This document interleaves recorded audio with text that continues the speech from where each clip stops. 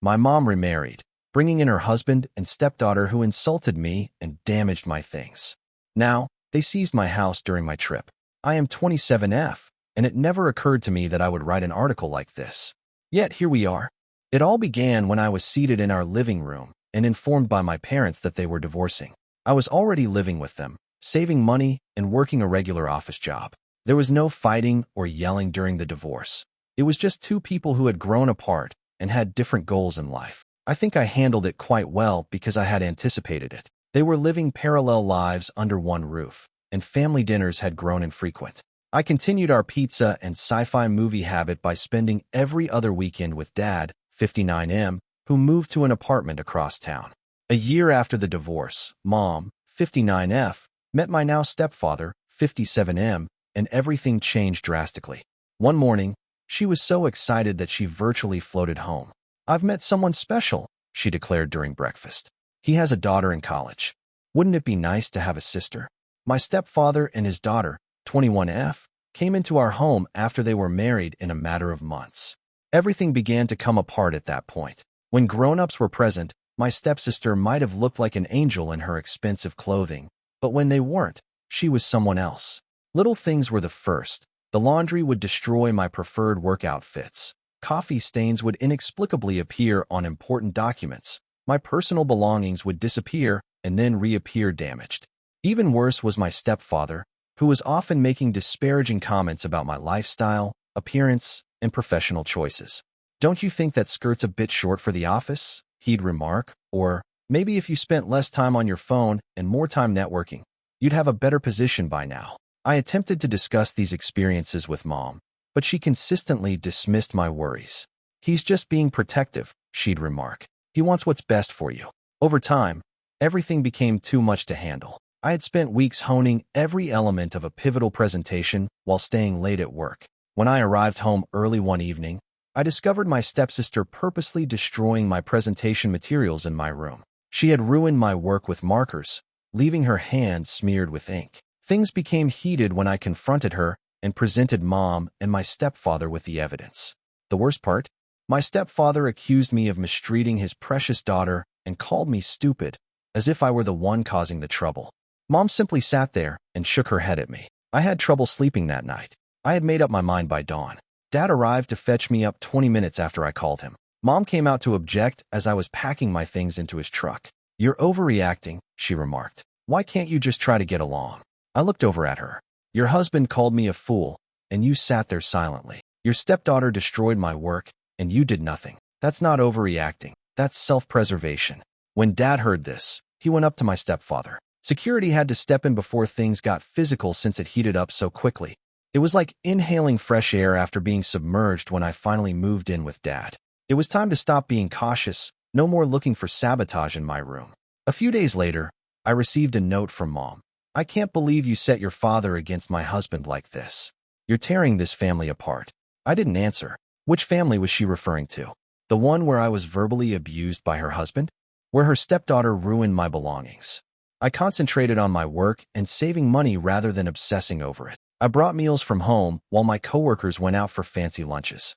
I stayed late and took on more work when others went out to bars after work. I contributed a sizable amount of my monthly salary to my future home fund. I eventually purchased a home with 2 bedrooms, a bathroom, a kitchen with granite countertops, and a backyard where I could grow a garden after 3 years of diligent saving.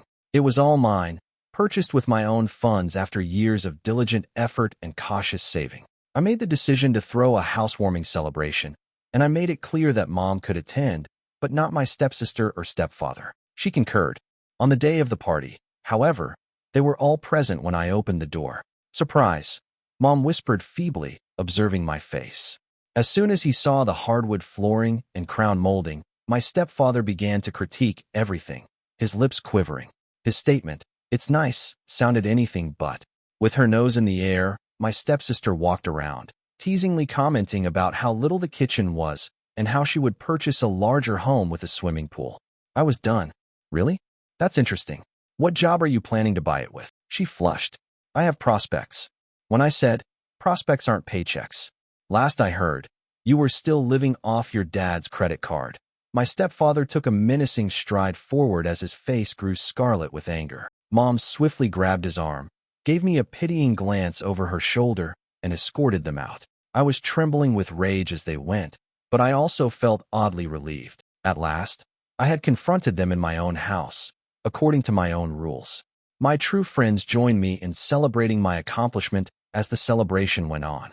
I had assumed that would be the end of it, but I had no idea that things would grow much worse.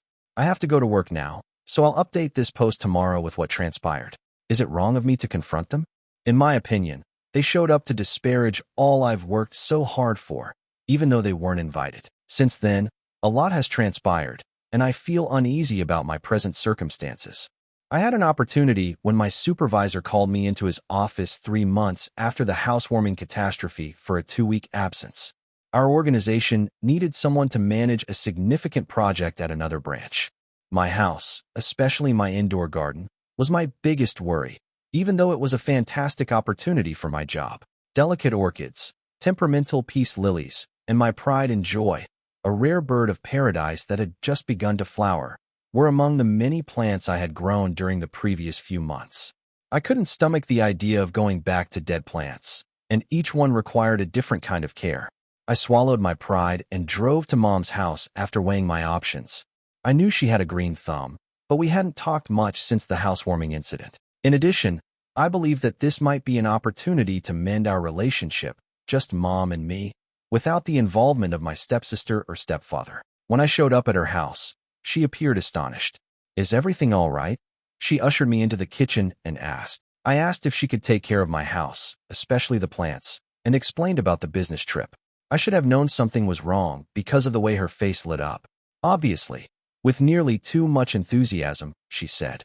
"You are aware of my passion for gardening." I gave her the extra keys and thorough instructions on how to take care of each plant. She tucked the papers away after giving them a fleeting glance.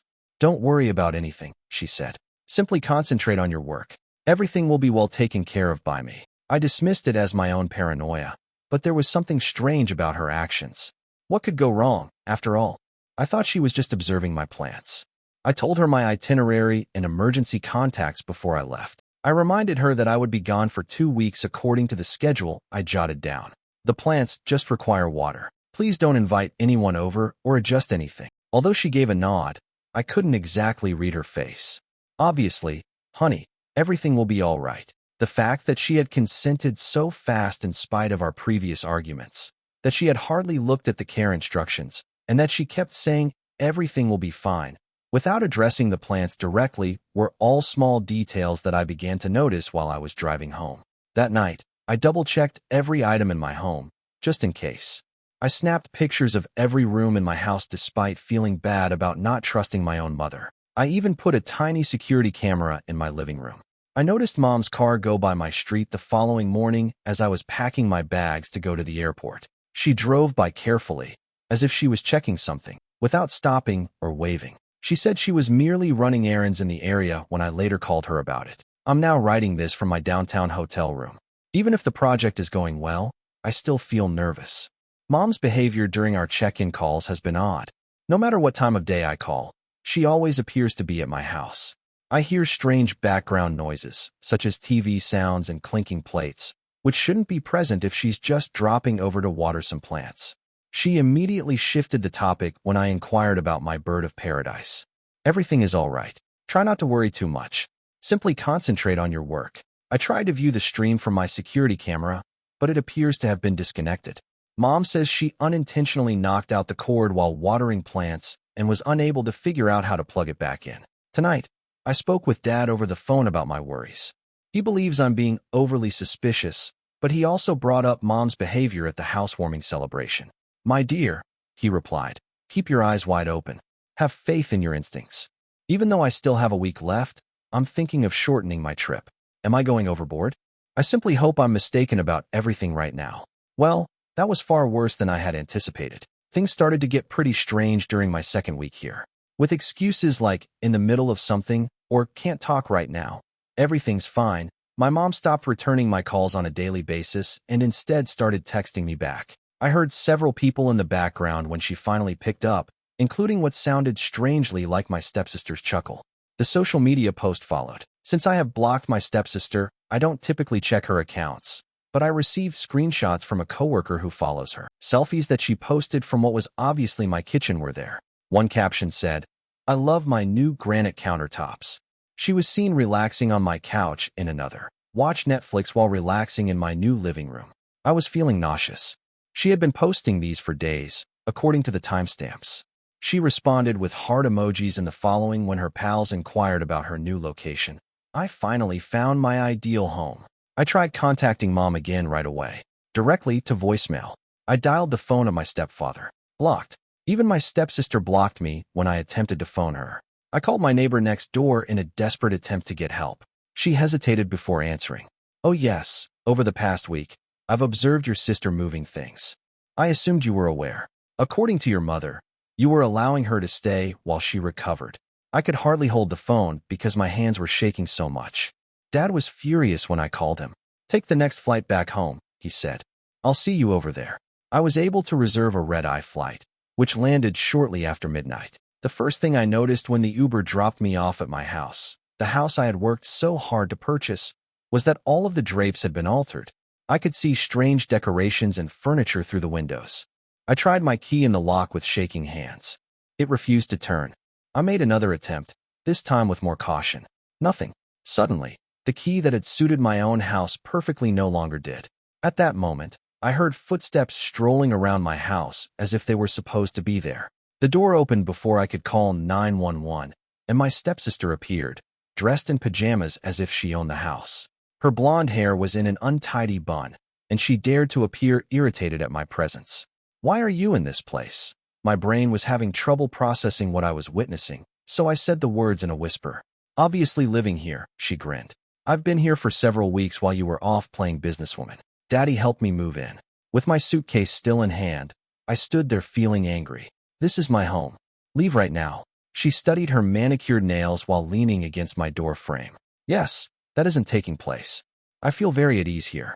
By the way, the water pressure in the bathroom is fantastic. Acquire outside, of course.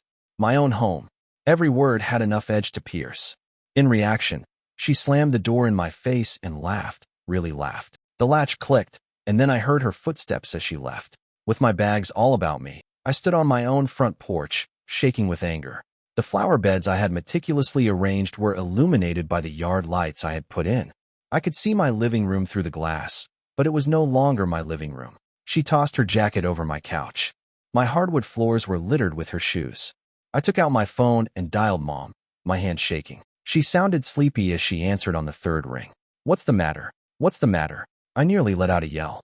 "I just got home to find my stepsister living in my house. She says she's been here for weeks. Tell her to get out right now, or I'm calling the police." "Don't contact the police, please." Mom's voice changed from drowsy to frantic. "We'll be over.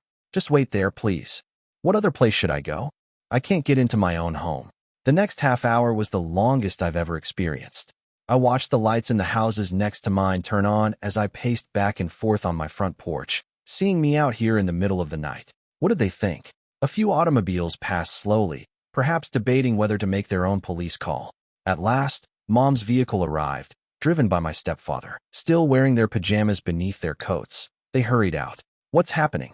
I confronted Mom and made a demand. "Why is my stepsister in possession of my house keys? Why did you allow her to reside here?" At least Mom had the grace to appear uneasy. She needed a place to stay, honey. She was unable to pay the rent increase when her lease expired. Your home was just sitting there unoccupied. Just sitting there vacant? It's my home. You weren't entitled. As if it clarified everything, Mom added. The girl needed somewhere to live. Anyway, your house is too large for one person. I kept my eyes on my mother's face, hoping for some recognition of how totally she had violated my confidence. Rather, she only stood there, offering justifications for the unacceptable, as always when I was younger. My stepfather went forward with his chest puffed out. "Look, telling you about her moving in was pointless. You would have simply refused. I would have said no, of course. I can't even enter my own home since the locks have been changed anyway." "They needed to be changed," he replied dismissively, waving his hand. "I was kind to you." I gaped at him in shock. "You know that's against the law, don't you? Changing the locks on someone else's property is not an option." He sneered. "Legal, illegal, it's finished now. This house is too large for just you. and she needs somewhere to stay. I whispered, lowering my voice to a perilous whisper. Get her out. Get her out of here, or I'll call the cops. That recognizable sneer twisted my stepfather's cheeks. You're not going to do it. Mom moved forward, her hands clenched. That's it. If you call the police, I'll never talk to you again. Do you want it that way? To utterly ruin this family. I let forth a rough, acrid laugh. This family? Do you mean the time you allowed your husband to occupy my home without permission? That household? Rather than answer, they turned and left me there with my bags as they entered my house. With a last click, the door shut behind them. As I took out my phone, my hand stopped shaking. Don't hesitate any longer. No more attempting to maintain harmony. Even though Dad believes I made the correct decision, I can't get Mom's vow. Never talk to me again. Out of my mind. When I dialed 911, things proceeded swiftly. 2 police cars with bright lights arrived in less than 20 minutes. I told the officers what was going on, and the neighbors were clearly awake now, watching from behind their curtains. Are you the legitimate owner? The officer inquired. Using my phone, I retrieved the property records and screenshots of my stepsister's social media posts, demonstrating her move into her new place. I said, yes, I do. I have all the paperwork. I gave my mother a key so she could water my plants while I was gone on business. Rather, they changed all the locks and moved my stepsister in. The doorbell was rung by the officer. After a long silence, there were shuffles coming from within. The door opened at last. As they stood there, my mother, stepfather, and stepsister made a vain attempt to project confidence. Good evening, said the cop. Everyone inside must provide identification and proof of residency. My stepfather took the stage, speaking in his most convincing business voice. There was a miscommunication. My daughter is permitted to remain here by my stepdaughter. She is attempting to stir trouble after they had a falling out. That is untrue, I interrupted. I never granted authorization. While I was out on business, they exploited me. Inquire about the locks. They will admit that they altered them without telling me. The first thing my stepfather said was, the old locks were defective. You admit that you changed the locks without the homeowner's consent. The officer paused to take notes. My stepsister came forward, dread taking the place of her previous arrogance. Daddy assured me things would be all right. He claimed that after she grew accustomed to the concept, she wouldn't mind. Changing locks on someone else's property and occupying their home without permission constitutes illegal entry. The officer replied, glaring at my stepfather. We will need to request that you and your daughter visit the station. Mom burst into tears. This is simply a family issue. Please, we can resolve this. Your husband and stepdaughter have admitted to changing locks and occupying property without the owner's consent, the officer sternly retorted. It is illegal to do so. After that, everything occurred pretty fast. As they escorted my stepsister to the patrol car, she began to cry. For the first time, my stepfather remained silent, despite his fury turning his face crimson. As they took her husband and daughter away, Mom shook on the porch. I called an emergency locksmith with the authorities' assistance, and he came an hour later. Mom eventually spoke as he sought to get me back into my own house. How are you able to? She hardly raised her voice above a whisper. How could you harm your own family in this way? Looking at her, this lady who had spent years choosing everyone else over me, I felt oddly at ease. You stated long ago that they were your true family, Mom. I murmured softly. You sat there silently the day she ruined my work presentation. The day you turned away when he called me derogatory names. They treated me like trash every time you told me to be the bigger person. They were the ones you repeatedly selected. They will now have criminal histories. She cried. Was it what you were looking for? I answered. I wanted my mother to protect me. My goal was to feel secure in my own house. The only thing I wanted was for you to pick me. After completing his task, the locksmith gave me the replacement keys. I tested them in the lock as Mom watched. From now on, you are no longer my daughter, she declared, her voice trembling with rage. You have no right to ruin our family in this way. For the last time, I looked at her. The day you decided that your new spouse and his daughter were more significant than your own child, you ruined our family. I just quit allowing you all to mistreat me. She climbed into her vehicle and drove off. I entered my home, my transformed, violated home. All of my lovely plants had died from carelessness. My beloved bird of paradise was also wilted and brown. My stepsister had filled my cabinets with her belongings and reorganized everything in the kitchen. Designer clothes were all over my spare bedroom, which had been transformed into her personal closet. Later that day, the police made a call. They wanted to know whether I would file a complaint. I considered forgiveness, family loyalty, and mom's tears. Then I recalled being gaslighted, abused, and told to just take it. Yes, I firmly said. I wished to file charges. In a frightening email, my stepfather threatened to sue me for his daughter's psychological suffering. Without replying, I sent it to my attorney. On social media, my stepsister made evasive posts about toxic people who pretend to be victims, but I suppressed her accounts. Over the weekend, I thoroughly cleaned my house to remove any evidence of their presence. I started over after discarding the dead plants. I installed better cameras and changed all the security codes with the help of Dad and his girlfriend. Mom sent one last text last night saying, "I hope you're happy with what you've done. You've ruined everything." I blocked her number. A lot has transpired since my last update, which was a few months ago. The court case proceeded more quickly than anticipated. Rather than risk a trial, both my stepsister and my stepfather accepted plea agreements. They were both placed on probation and mandated to reimburse me for the expense of replacing the locks and for the damage they caused to my residence. Above all, they have a legal obligation to avoid my property. In court, my stepsister attempted to play the victim by claiming that she was only doing what her father had told her to do and was unaware that it was against the law. The judge was unimpressed, particularly after seeing her boastful social media posts about her new house. Until the very end, my stepfather remained huffy, accusing his lawyer of being spiteful and disrespectful. Mom attended the court sessions, but she sat beside them. She never gave me a glance. She made an attempt to approach me in the parking lot following the sentencing. "Are you happy now?" she inquired. "Your stepsister has a criminal record because of you. Is this retaliation?" I felt nothing except sympathy when I looked at her. "Mom, this is not retaliation. This is the result. They moved in without my consent after breaking into my house and changing my locks. How could that be acceptable?" "As usual," Mom said. "She needed a place to stay." I answered, "Then you ought to have allowed her to remain with you or assisted her in locating a residence of her own.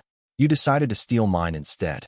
As she normally does when she loses an argument, she broke down in tears. "You have my undying forgiveness for this. This family has been ripped apart by you." I maintained my composure. "No, Mother. When you decided that their enjoyment was more important than my well-being years ago, you tore this family apart. I'm just, at last, advocating for myself." I ran into my aunt at the grocery store last week. She made an effort to guilt-trip me by claiming that Mom was having trouble adjusting to our distance from one another and that I ought to try to make amends. I informed her that some bridges must remain burned. I'm getting better sleep now. The more time passes, the less I anxiously check my phone for alerts from my new security system. The sunlight coming through my windows is helping my new plants grow. I'm going to see Dad and his girlfriend next month, and they call frequently. Out of habit, I occasionally find myself reaching for the phone to contact Mom.